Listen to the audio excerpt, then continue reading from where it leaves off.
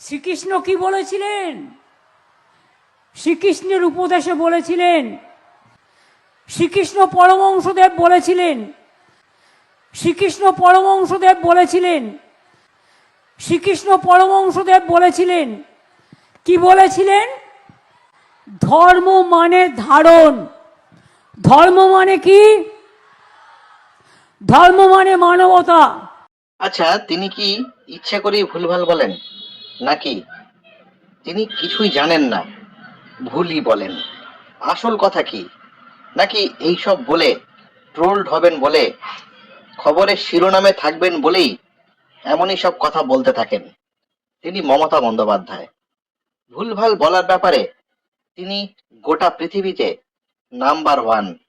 পশ্চিম বাংলায় তার আগে তো কেউ নেই। আমাদের মতো ছোটখাটো ইউটিউবাররা বা কন্টেন্ট মেকাররা অপেক্ষা করে থাকেন কখন তিনি মাইক হাতে নেবেন আর একটা দুটো ভুলভাল কথা ফাউল টক করে ফেলবেন। ব্যাস, শুরু হয়ে গেল। তিনি আছেন বলেই কত কন্টেন্ট মেকার করে খাচ্ছেন। রামকৃষ্ণ পরমহংস দেব জানতাম, শ্রীকৃষ্ণ পরমহংস সেটা আবার কবে থেকে হলো? রামকৃষ্ণ পরমহংস দেবের নামের মধ্যে রয়েছে রাম আর শ্রীকৃষ্ণের যৌথতা। জয় শ্রীরাম শুনতে ভালোবাসেন না বলে রামকে সরিয়ে শুধু শ্রীকৃষ্ণ বলে দিলেন, আর পরমহংস এ নতুন নামকরণ করলেন নাকি পিসিমণি?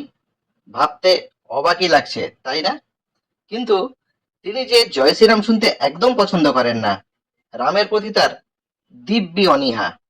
কৃষ্ণের প্রতি অনীহার কোনো কারণ নেই, থাকবেও বা কেন? তাই আজ থেকে তাই শ্রীকৃষ্ণ পরমহংস। শ্রীকৃষ্ণ কি বলেছিলেন?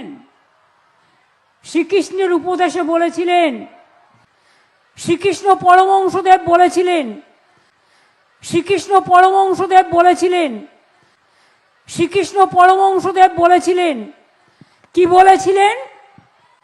ধর্ম মানে ধারণ। ধর্ম মানে কি? ধর্ম মানে মানবতা। ধর্ম মানে পবিত্রতা। ধর্ম মানে বিদ্বেষ নয়, ধর্ম মানে শান্তি। এটা বলেছিলেন শ্রীকৃষ্ণ পরমহংসদেব, যিনি গীতায় বাণী লিখেছিলেন, উপদেশ দিয়েছিলেন।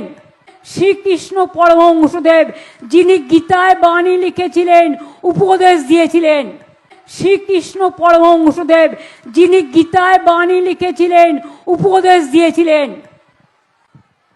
যারা গীতা নিয়ে গীতাকে অপমান করেন তাদের বলি, ওরে উন্নয়নের পাঁচালীকে নিয়ে তুই ওটাকে চাচালি করছিস,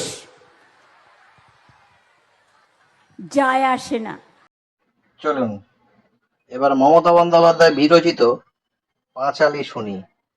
এই পাঁচালী কিন্তু একেবারে নতুন, ব্র্যান্ড নিউ। এসো মা লক্ষ্মী, বসো মা লক্ষ্মী, থাকো মা লক্ষ্মী আমার ঘরে। এসো মা লক্ষ্মী, বসো মা লক্ষ্মী, থাকো মা লক্ষ্মী আমার ঘরে। কোনোদিনও পড়েছো পাঁচালী?